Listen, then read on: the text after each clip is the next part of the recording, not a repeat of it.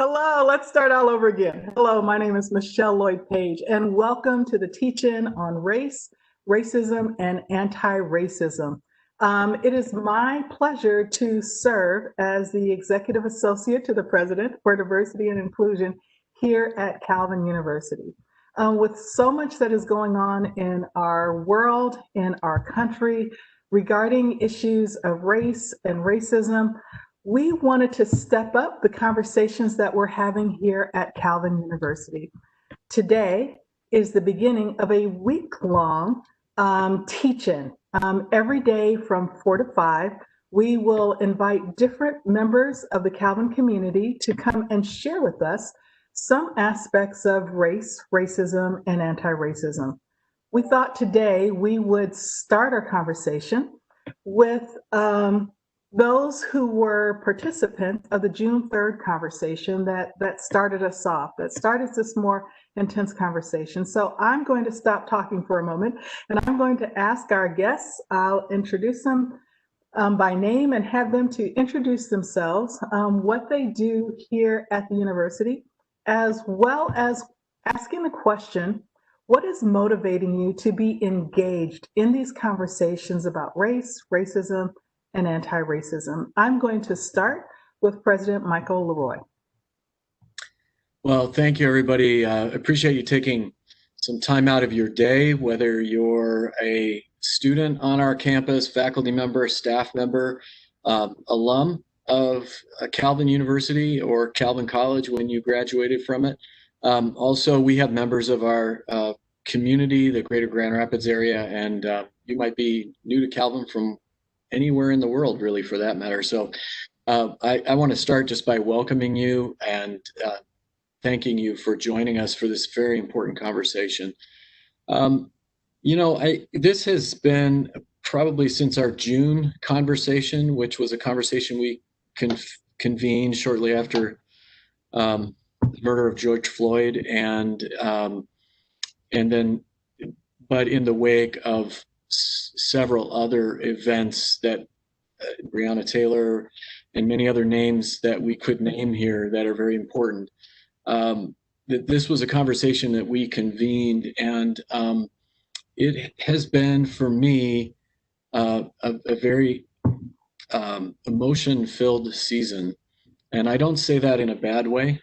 I actually think that these are important emotions that we need to feel. And I think maybe at this point in my life, as a 53-year-old, as somebody who early in my life had a number of important conversations that formed and shaped me.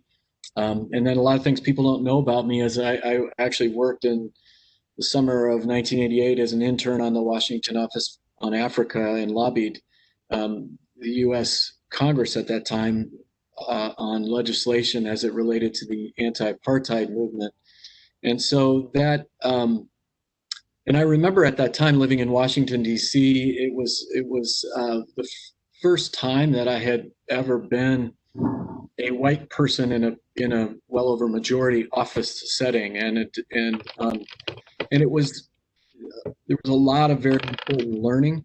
There were a lot of new conversations that I had, emotions that were very present to people that I was in dialogue with.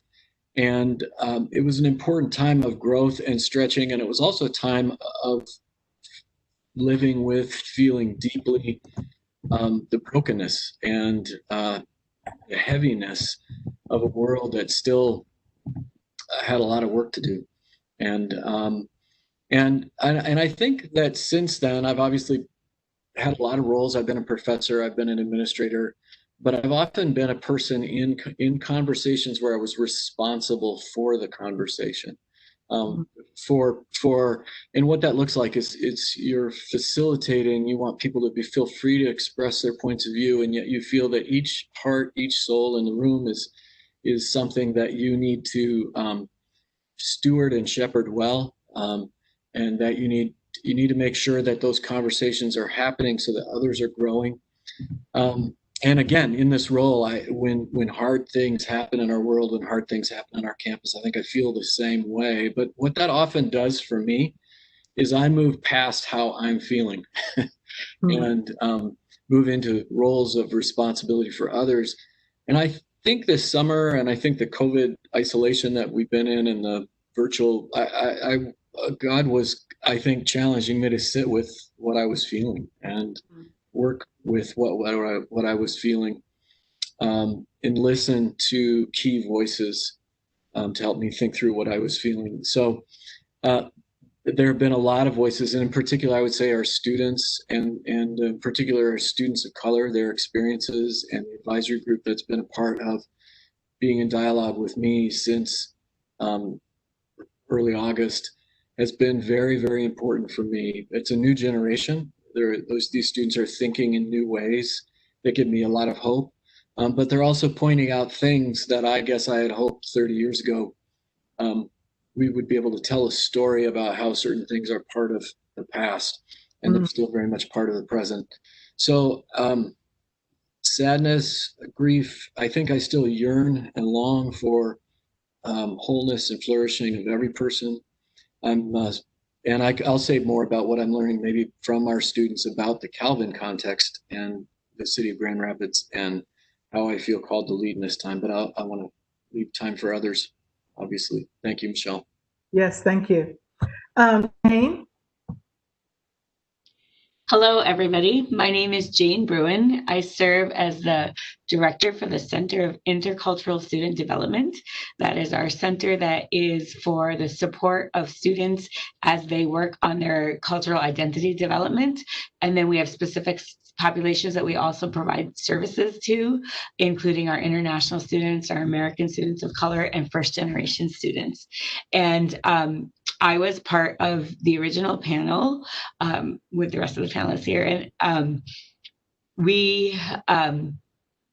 so I've learned a lot. So what motivates me is one, my sense of calling, I think. So I think one of my favorite passages is Isaiah in 11, when it talks about what it looks like in the future, how the lion lies with the lamb. And it's a picture of this community. And I just recently was reading some work by Dr. Martin Luther King when he talks about the beloved community. And I think it pinpointed it to me that my motivation is that I want that same picture of community, of shalom, where we are all together, where we are all whole in our humanity and in our relationships to God and each other.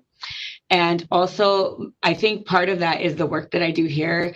I am very much called to welcome students and make sure that they feel like they have a home and they belong here. And so that's what motivates me to get into these conversations, to fight for racial justice, because I think it's just what we're called to do. Thank you. Yes, emotions, as President Leroy was talking, is very much a part what motivates us, right? When we see the brokenness of this world and it hits us and we take it personally, that this is something that I need to address. This is something that is impacting me, is impacting people that I know. And then you, Jane, saying, yeah, it's calling is also a part of this. And a lot of times our emotions and our feelings can connect us to calling in a deeper way. So thank you too for sharing that so much. I appreciate that. Penny, how about you? What is motivating you? Hi, everybody. Thanks. I want to also say thanks for joining us wherever you are in the world or wherever you are in your journey with these issues. Thank you for taking the time to join us today. I'm Pennylyn Dykstra-Pruim. I'm the Associate Dean for Diversity and Inclusion here at Calvin University. And I actually wasn't one of the panelists on June 3rd. Over the summer, my job description has changed a little bit. And now I'm focused on a couple of different things. But one of the main things I'm focusing on, even more than I used to, is on faculty development in the areas of diversity and inclusion. And so what motivates me is actually two kind of approaches. One is very personal, and one is more of a real calling that I feel to this work at this time. So on a personal level, because of experiences I've had, because of the way my family looks and what I was kind of assuming that my grandchildren and great-grandchildren will look like, right? I'm actually quite hopeful. Of course, these lovely creatures haven't joined us yet, but I'm quite hopeful that my children, my great-grandchildren, will be able to check almost every box on that, on all those forms, right? Yeah, so that's kind of the personal levels. I want to create, do what I can now to contribute to that world that's going to be a place where they are welcomed and valued and included. And then the calling piece is, I was just reminded recently, kind of that Revelation 21:5 vision, right, of all nations coming before the throne. And I feel like we have so much work to do right now in this moment with our summer and everything that's happened. What really motivates me is to look back at the summer and say, we need to do this work of being able to come with all those other people before the throne together as brothers and sisters and as a family. And we can start doing that work. We don't have to wait till then, right? We need to start doing that work now. And this summer, if nothing else this summer, with the things we saw in our media, the things that happened really made clear to me that this work really matters because lives are at stake. Yeah, thank you. We've had one more panelist to join us. We want to welcome Pastor Nathaniel Moody. And Pastor Moody, Pastor Moody was a part of the June 3rd panel. So he is, again, that connection to June 3rd as a way for us to continue this conversation as well. And with Penny's new role on the campus, we wanted her to be a part of these conversations as well. But Pastor Moody, we're introducing ourselves in terms of our connection to Calvin University, and then just describing what motivates us to be engaged in this work of diversity, inclusion, and anti-racism. Thank you so much, Dr. Page. I apologize again. For some reason, sometimes the WebEx just does not seem to want to act right on my computer. I had to get my phone charged up so that I can get on here. My connection to Calvin College goes way back in the days were Upper Bound when Eli and Mr. Lumpkins was a part of that program. I used to come out there with a lot of my friends and also have had the privilege of meeting your faculty, your staff, and some of the other individuals who I've come in great contact with and had an opportunity to meet some of the students. So I've been out there on a couple of occasions to just talk about diversity, inclusion, and racism. So we go back quite a ways, almost from my childhood to this very present day. Yeah. And so what motivates you to be engaged in this work? Well, I think one of the biggest things that motivates me is the fact that, we can no longer live in a separate America, and we can no longer live in a era where we are afraid to talk to each other about our cultures. As an African American male, I understand what slavery did to our people, and because of that, we can no longer be in the mindset that we do have to always be afraid of not telling the truth and how we feel. That's so important because we are still caught in the stigma of being afraid to be honest about what we see. I am in a book by Miss D'Angelo called White Fragility. I'm quite sure some of you are familiar with it. It is a very good book, and whenever we go to talk about racism, I know that a lot of my white friends get quiet. But inclusion, they get quiet. So a lot of it deals with, we got to deal with our biases. We got to deal with our culture in terms of what we've been taught, what we've been told. Some people don't mean to be that way, but they know that they are. Yeah, thank you for that. And I'll answer the question too. I always like to answer the questions that I ask other people as well.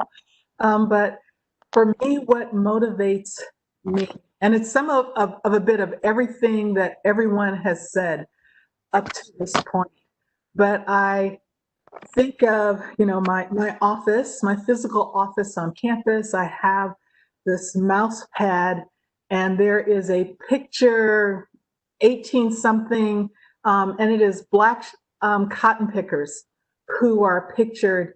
And then there's this big word in bold, obligation. And it talks about how this generation, whatever this generation is obligated, owes something to those who came before us, to do the best that we can and to continue on the journey that they started, continue on the request for the rights that they were denied.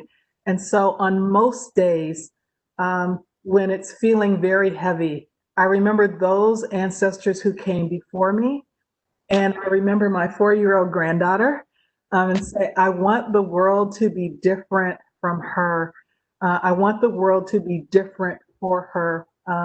It used to be for my kids, but they're all grown now. And so now I need to go to the next generation for my grandkids. And then what motivates me to do this work at Calvin, right? Because we all have choices of where we can do this work or not to do this work. But what motivates me to do this work at Calvin is definitely calling, as Jane has said. It is a specific calling to Calvin University. Because I tried to leave. And God said, nope, here is your work. And I think because Calvin has its heart in its hand, or its heart in the right place, and is really striving to hear what God is saying. But sometimes we just need people around us to help us to do that work. And I feel very privileged and honored that God has called me to be one of those people to come around the university and people within the university to do this work. It's not because I'm necessarily anyone special, but it is because God has placed this on my heart. And I have sense enough not to argue with God, at least not on this matter. So, and then continuing on, President, I wasn't sure if you were leaning in to say something or if you were. I was leaning in to adjust my volume. That will work too. That will work too. Well, my friends, a lot has happened since we last met. And Penny, you were an attendee on the last one, so we'll include you in since we last met in June 3rd, both nationally and locally with regards to race, racism, and anti-racism. And I'm curious, what has had the most impact on you and in what ways? So when we think about everything that has happened since June 3rd, and if you need to go back, a little bit before June 3rd, but really interested in, we had the conversation in June 3rd and kind of what's the, so what has impacted you since, and in what ways has that done so? Pastor Moody, I'm going to start with you. What has impacted me since that particular month? Yeah. Well, I tell you, number one, with COVID being on the rampage, it has opened up a door of all kinds of things that has been uncovered, and that's from scandalism to racism to all kinds of schisms that are taking place. Yeah. I think the thing that I've taken the most is watching the news and listening to our leaders, especially the president, say things that are unheard of, that no political figure in the past would have ever said. The freedom to say anything as a leader, and that will cause peoples to have a division in terms of politics, religion, economics, even from an equitable standpoint. So I've been very, very disappointed with our government. Okay. So it seems as if though we have, as the writer says, the tale of two cities, we got the tale of two countries in one, and that bothers me. Yeah. Bothers me. I thought we were a long way away, but from that point on up to this very present day, I've just been in a very deep, emotional, and I'm not afraid to say it, sometimes I shed tears about this, as to what this country looks like right now. Okay. Yeah. Thank you for that. Yeah, it's I used to tell people you have to be intentional about having conversations about race and racism. And lately I've been saying you have to be intentional not to have conversations about race and racism because it is just in the air. It's all around us, right? So you have to be intentional. Yes, you have to be intentional to have these conversations, but you have to be even more intentional to me right now to not have this conversation because it is just so very present. So thank you for that. Jane, how about you? What has impacted you and in what ways? Yeah. So I resonate with both what Reverend Moody and you're saying. There's a lot that has come to light. And what I said last time still remains true. I do get tired and it is exhausting. And I think that I too have been like learning to step away when I need to, because it is in the air everywhere. So I think one impact is I've been doing more self-care. Yeah. And then the other thing, since June 3rd, and is that I've actually gotten a lot of feedback and a lot of response from a lot of different people, which is something that I wasn't expecting. Students, all different walks of life, faculty and staff. And there has been, I think maybe because of the pandemic and because we were all in our homes and able to watch the news and not as busy as we used to be, I think there was really kind of this, like more people were paying attention to the things that I always pay attention to, but there's this kind of this like awakening for people, which has impacted me both in negative and positive ways. When it is exhausting, and one, like it's the conversation that everyone's having and maybe not always in the most healthy way, but then also there's been a lot of support that I didn't realize was there, which has been helpful for me. And part of the reason I was confused about who the panelists were, where we did a panel in August with Penny about students who shared, and that was really helpful, I think, to hear students. And I've seen a lot of positive things come out of the pain, which we never want to see the pain and what happened to George Floyd. But at least I think this time around, I've seen steps towards progress too, which is helpful. Okay, thank you. Thank you for that, Jane. Penny, how about you? So the way that this has impacted me, especially over the summer, as I think I've really been convicted about my own personal complacency. I mean, I've been in diversity and inclusion work for a while, and yet I know that there's internal stuff. There is internalized racism in me that I have to deal with, and I have to do more learning, and I have to keep learning and keep exploring and keep listening to my brothers and sisters from the whole spectrum of colors and experiences so that I can better understand how to work at Calvin, in my communities and my church communities, to create places where we all have dignity, right? Where we want that to be the kind of place where our children and grandchildren are going to grow up and be able to live into and realize their full potential, their full idea of them as the image, as an image of God, right?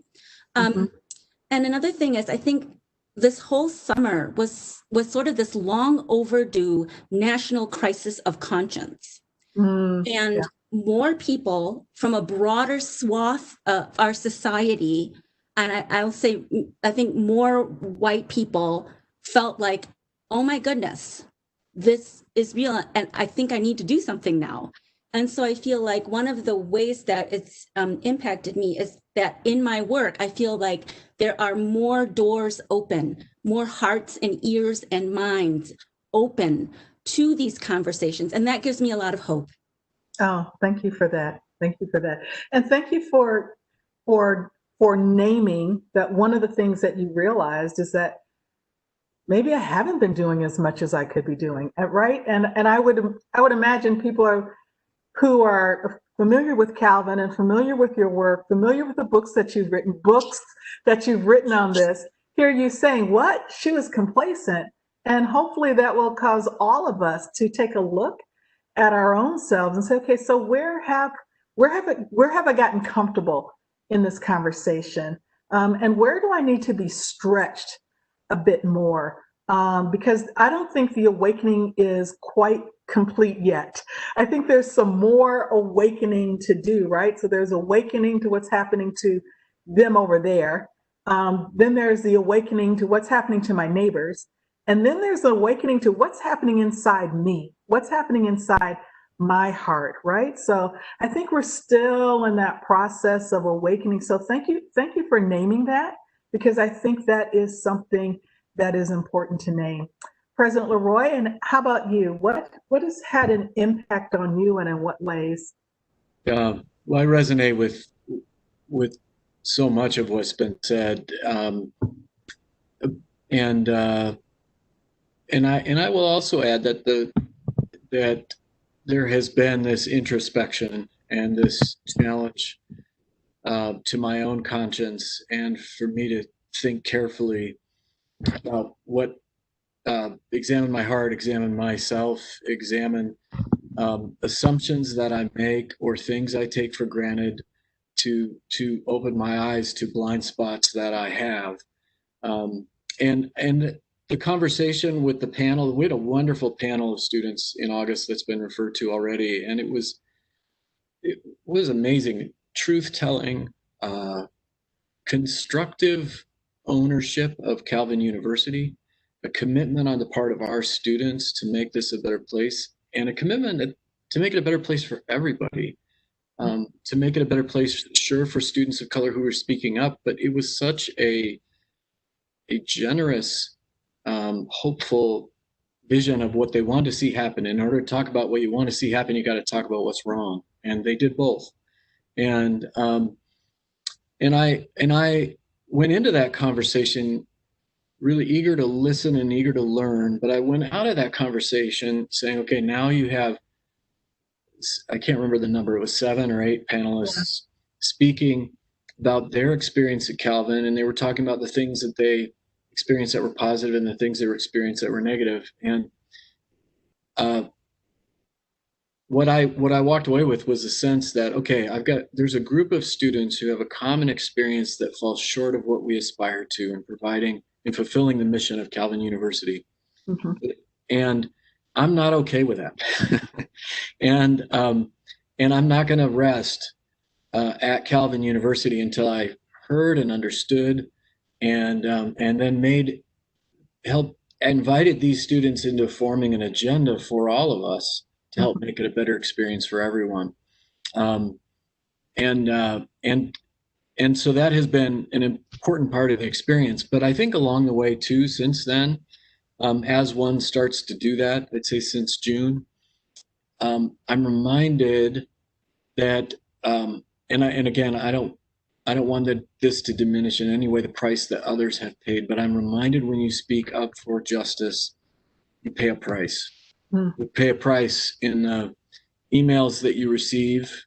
You pay a price in the nasty comments that you receive. You pay a price in the things that seem threatening to where you live. You pay a price in lots of ways. And I was realizing that maybe I hadn't paid enough of a price.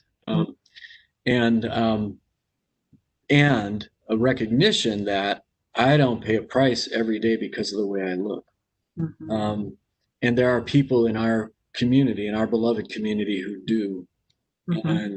And I'm not going to rest until that's no longer true for them. So anyway, I don't want the examples of things that have been difficult in recent weeks or months. For me, that's just a small taste, and that, it's nothing compared to the prices that many of our students at only 18 years old have already paid, in the stories that they've shared with me and so on. So, and yet that work has to be done, I'll say, as a white person with a title and authority. That work has to be done in humility and being willing to be led and taught by others. It can't be done in a patronizing, clientelistic sort of way. or condescending sort of way. So I still got a lot to learn about that too. Yeah, thank you. Yeah, I would say, and I appreciate that, right? Just the learnings and again, putting ourselves in positions to listen to other people, listen to the stories of other people. And I've been able to work with you on that student group that you have gathered around yourself, and I can attest that it's not you telling them what to think. We really are in that space, listening to ideas and say, okay, yeah, hadn't thought about that. Let's see what we can do with that. And then sometimes it's like, I don't know about that. let's talk some more. Let's talk some more about that. But that is definitely a group that is helping me to restore hope and find joy in this work, is because they are so excited and they want to help Calvin to become a better place. They haven't given up on Calvin yet, and that I am appreciative of. For myself, I think what thing that had impacted me the most over the summer is that I was gone all summer.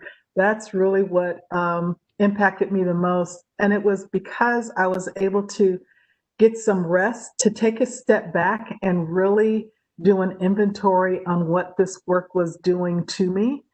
And it really wasn't until about 2 weeks before I was to show back up to work that my shoulders dropped and the tension was gone. I was like, okay, I'm ready. My tanks are filled up. I can do this work again. So I think that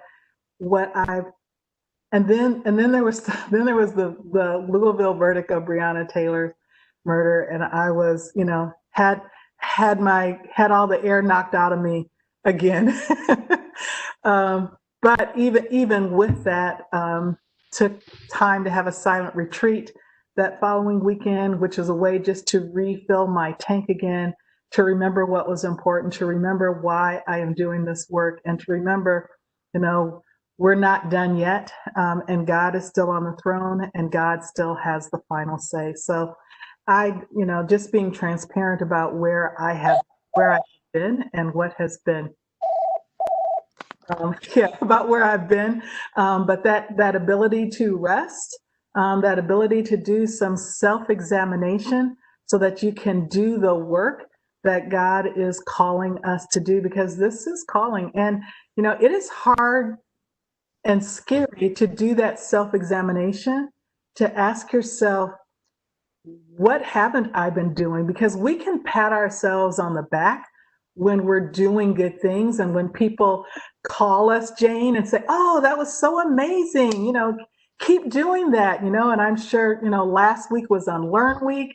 And Jane, I'm going to ask you just to talk about what Unlearn Week is in about just a minute, but last week was Unlearn Week, and I said Penny has written books, and we talk about, we get celebrated sometimes for this good work, but that doesn't necessarily mean that it makes this work any easier. So Jane, could you talk a little bit about Unlearn Week? Because there was some intentionality of having this teach-in about race, racism, and anti-racism to follow Unlearn Week.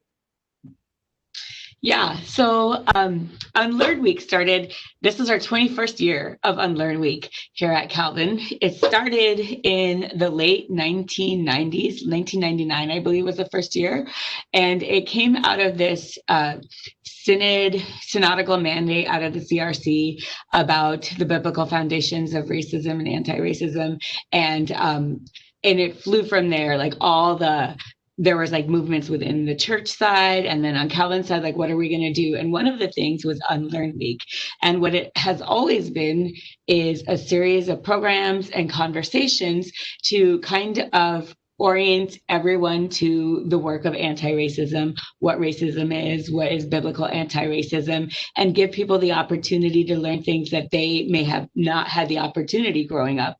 And so It's a place to feel safe about that. If you didn't know certain things, like, you don't need to feel any type of way about that. It's a place where people get to share their heart and to learn from other people. So this year, so we talked about that August 5 panel of students. A lot of them are my student leaders, and a lot of them are the leaders that planned Unlearn Week with us this year. And so they came up. Unlearn Week has a theme that is the same theme every year, and it's unlearn stereotypes, biases, and racism. And then there's a further theme that kind of helps us kind of pin our sessions and our programming. And this year they decided, this is all them, the theme is be a racial justice warrior, fight for change, the time is now. And that was born out of the experiences of this summer, the whole summer through. And they were ready. They were ready to like say, this is what we need to do. And they started the conversation. And I think this is the thing, like even after that first panel and then the August panel, we had so many faculty and staff saying, what can we do? Like, we want to join in. And right away, there was like so many people wanting to participate in sessions. So we just wrapped up and we're rolling into this. And it's such a nice fit because we're all still talking and the conversation is still going from how we can be racial justice warriors, why we should be, and that is still time to fight for change because like you said, we're not done. We're not close to done, but we just need to keep pushing and keep working together because really the time is now. Right. Thank you so much. I appreciate that. And, you know, and I've watched Unlearn Week grow over the years. That's one of the things about having longevity is that you can watch things start. And it is really a great opportunity to learn about how people are experiencing local, national, the world, and how bias, how discrimination, how racism appears in all these places, as well as becoming equipped on how we can do something about that. So I really appreciate Unlearn Week.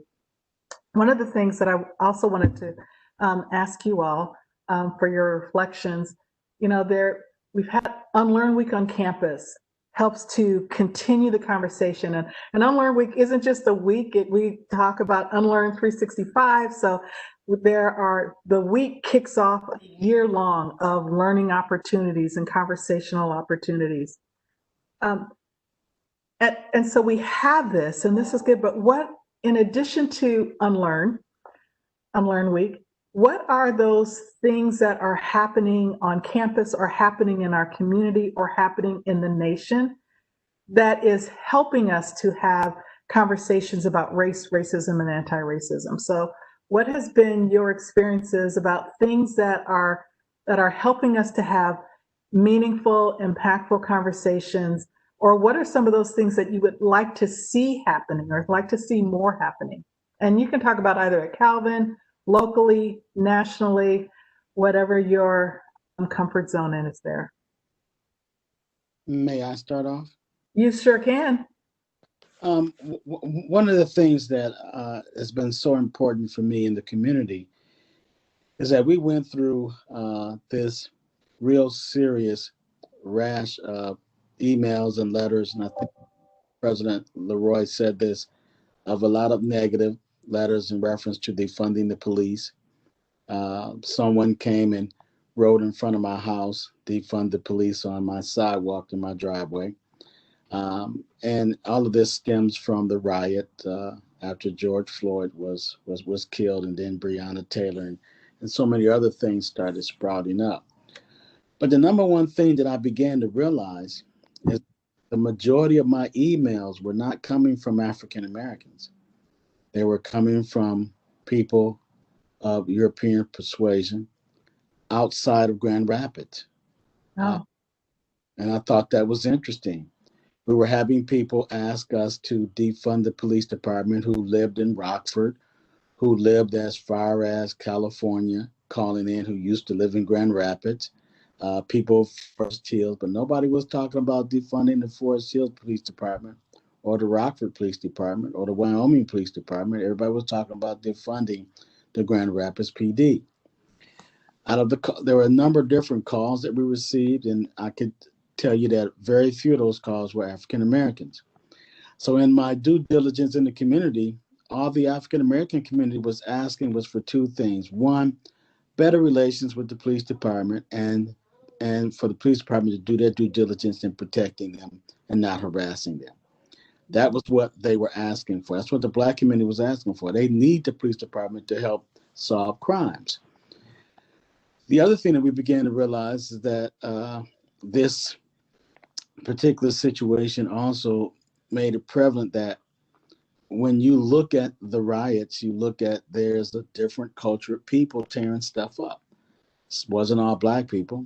It was white kids, young white kids. And then we discovered that there was another group that infiltrated the peaceful protesters that had a different agenda, and that was to destroy. And they were walking around with guns. That has not been reported, or the news did not show them, but they were walking around with guns to protect the protesters. Well, how are you going to protect somebody that's tearing stuff up unless you want that to be happening? But we began to realize that, there is something happening in the community. The religious community was concerned to the point, have we lost our way with God and his words in converting people? But we quickly learned, Dr. Page and others, is that the people believe, but the people want economic strength. Mm-hmm. We found out that a lot of people in the community wanted to have their own businesses, but because of some educational backgrounds that they have, they were unable to successfully secure loans to start their businesses. Mm-hmm. And so these are the things that we began to realize, that the African American community, they want to be sustainable. They want to have businesses. They want to be able to be in a position where all the kids are not going to jail for the wrong thing. We want a great education, but we also understand that there's a lot of red tape that gets involved and halting some of the educational needs that the community has. Yeah. Homelessness, lead poisoning. There are a lot of disparities that we begin to talk about, and those are things that a lot of people don't think about because they're not engaged in it. So the African American community has opened up and saying, "This is what we want, Commissioner Moody. We want to be sustainable. The kids don't want to kill each other, but because they're not having jobs, because they're not having a proper education, they're at a loss. They have nowhere to go. So we got to find ways to figure out, what do we do to create a strong economic community, put people to work, and we need everybody to do that." Yeah. So it sounds like what you're saying is that one of the things that would be helpful in having these conversations is to look at the institutional discrimination, to look at the structural biases, to look at the disparities that are there, and to actually talk to people who are being impacted. Talk to the people who are being impacted. It's like, what would be helpful, as opposed to leaving them out of the conversation. So thank you for that. President Leroy, how about you? What would be helpful in having these conversations? Yeah,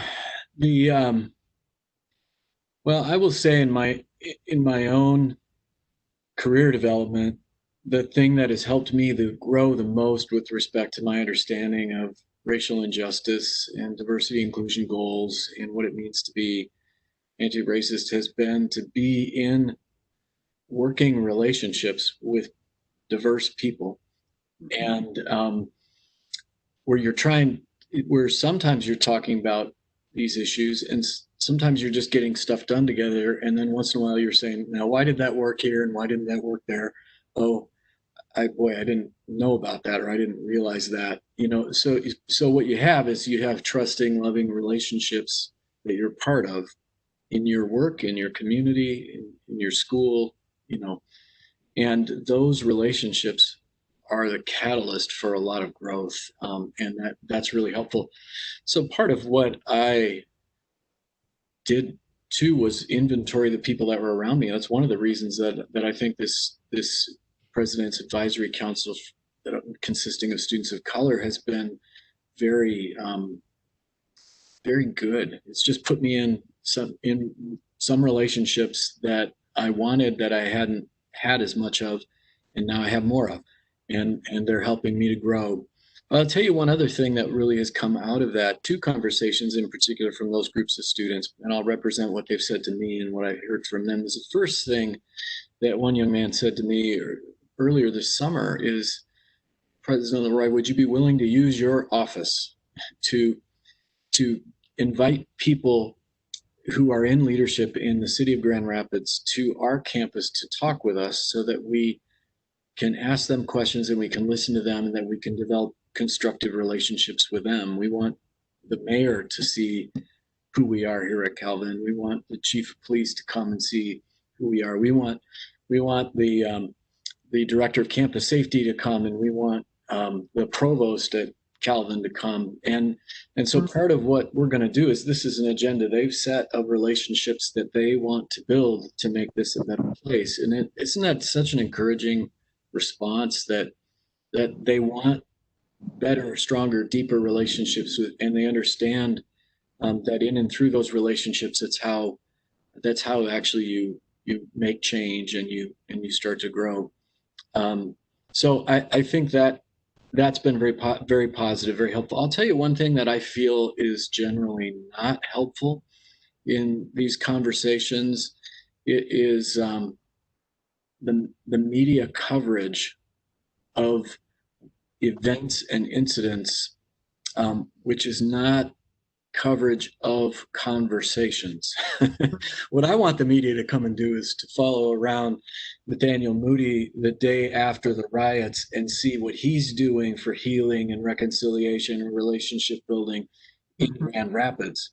That's actually an important story, and that points to the things that people are doing to roll back the darkness. And so I think that ends up being just one illustration. I would say that the media is not helpful when what they're doing is reporting on one more disembodied incident, one more sort of tight camera shot of unrest happening in one block in one part of the city that then leads everyone to think that a whole city's falling apart, Yeah. And so I really would want to challenge the media to do a better job of covering the real stories, not just the things that get clicks, Thank you for that. Yeah. There's definitely a bias in terms of what is reported, right? So as you said, what's going to get the most clicks? What's going to be the most sensational? What will draw people to our channel, which does a disservice. It distorts the picture of what is actually going on. And it continues to wedge to be a bigger divide, right? To more untrusting of people, more suspicion. Penny, how about you? What would be helpful? And I know that you are deeply involved in helping to create space for intergroup dialogue. So perhaps telling us a bit about what that work is looking like for you. Okay, so things that I think are helpful, first of all, is just I'm so inspired actually by our faculty here at Calvin University. Earlier this summer when they put out that, and it was a very grassroots thing among the faculty, they put out that Black Lives Matter video where you had people from across the campus, all different departments, talking about just recognizing and admitting that certain voices and perspectives had been silenced in their discipline, or that their disciplines in different ways had contributed to systems of power that did not enable all people of all different colors to equally access liberty and the pursuit of happiness and their rights, right? Mm-hmm. So I think what's really helpful is that among the faculty, there's this feeling that we can do better and we're going to do better. We're going to work together. We're going to dig deeper into our disciplines and our professional communities and have those discussions and then bring what we're doing into our classrooms and our curriculum, and listening to our students and to each other to create spaces in our classrooms where we can tackle tough issues and listen to and value perspectives and voices that have traditionally maybe been marginalized or silenced, mm-hmm. both in our disciplines and just in our communities and organizations. About intergroup dialogue, that's something actually that we're rolling out in different little pieces throughout the year, but especially during this difficult political season, we are offering different opportunities and insights into taking little strategies and pieces from Intergroup Dialogue, which is different strategies and approaches and ways of thinking about having constructive conversations across lines of difference. And those can be all different lines, right? They could be race and socioeconomic, they could be education, they could be political. And so we're trying to actually bring in some of those insights and strategies for having those constructive conversations across lines of difference to equip our community and our faculty and students to be able to navigate this really difficult political season, right? With a little more finesse, with some planning, with some ways of thinking about, I need to value the person separate from what they think is the best policy right now. We need to have good discussions about that. And we need, as Christians, to be able to disagree well. Yes. And actually listen to the other person, right? And be ready to listen and in a way to understand, what do they fear and what do they hope for? And can we find common ground, which is really hard right now. It's really hard to feel like there's common ground.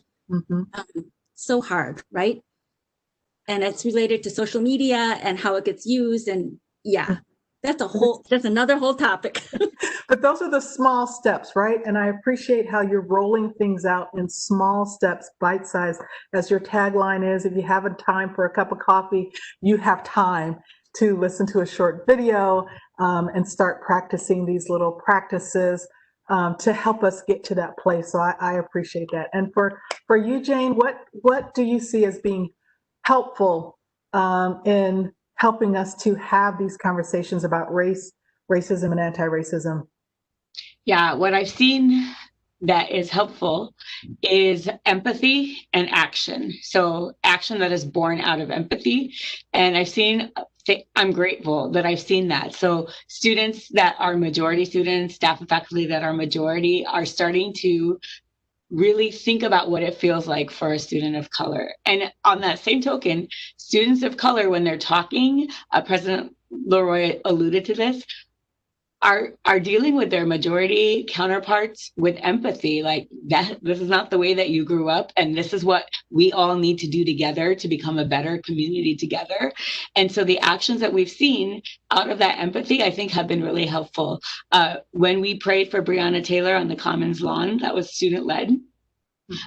They were really touched by everybody. There's over 300 people that showed up. Everybody that showed up and expressed together lament, right? That was powerful for people. There have been small spots of healing for people out of that empathy and the action that comes out of that. What is harmful, I think, or hurtful, is in this election season, we are taking the calling that we all have towards biblical anti-racism, and we are making it a partisan issue. And I think that is harmful, because I think whether we are Republicans or Democrats or independents, we're all called to the same thing, that everybody in our communities have the same rights, the right to life, liberty, and the pursuit of happiness. And we're called to make sure that that happens. And it's not a political issue. You're not a liberal because you are an anti-racist. You're not a conservative because you're an anti-racist. You're an anti-racist because that's what God's calling you to do. So I think this election season is making me a little apprehensive that is going to get hidden, like that is going to be linked to a specific political ideology. Yeah. Jane, thank you for raising that, and thank you everyone. Thank you all our panelists who were with us today in this continuing conversation. This isn't the last conversation. There'll be more conversations, whether it's this panel or more conversations among the students, the faculty, the staff, hopefully some conversations between students and faculty and staff, but having these conversations, as well as not just staying on our campus to have these conversations, but in a socially distanced and appropriate way, having conversations in our community as well, because Calvin is not an island unto itself. Calvin is a part of a larger community, and there's a lot that's going on, and there's ways that we can be supportive of our commissioners, of the people who are in government, of the people who are trying to do these things.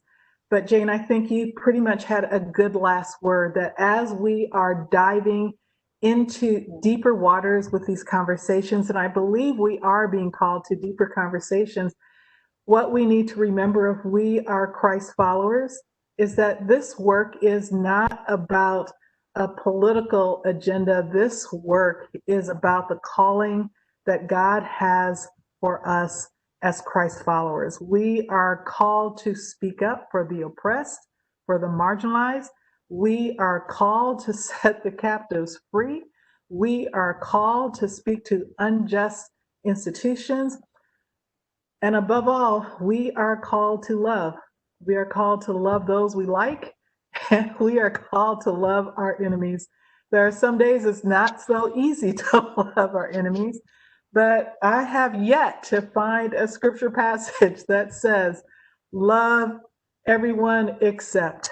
Believe me, I have looked, Old Testament, New Testament, someone else's testament, help me find that verse. It is not there. We are called to love. And if we want to be a part of this great project, this great Christian project and the smaller reform project as a part of this larger Christian project, we are called to do this work with cultural humility, with empathy. And I believe we are called to do this work as if it matters to us personally, because it matters to our neighbors, our sisters, and our brothers. And because someone else is hurting, we need to be about helping to relieve their hurt and their pain so that we can be this unified body. We're not going to get to that revelation vision of every tribe, every nation, every tongue standing before the throne without doing some hard work, without having some difficult conversations here in this life. And particularly for us at Calvin University, it's the way that we live into our mission. And our mission is to equip students to think deeply, to act justly, and to live wholeheartedly as Christ's agents of renewal in the world. We have to know the world. We have to know where the broken places are.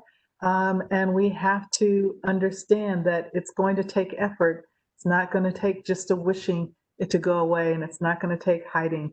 It's going to take taking action. And I want to thank our panelists all for taking action.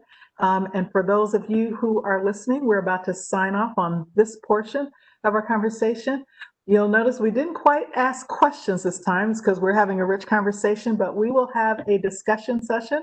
And the link that you found to participate in this session, you will find another link that is Zoom-based where we will have some time for discussion, and we'll jump over to there now. But thank you so much for joining us for the day one of teaching on race, racism, and anti-racism. Tomorrow at the same time, we will continue this conversation. Thank you so much for joining us today. Thank you, Michelle.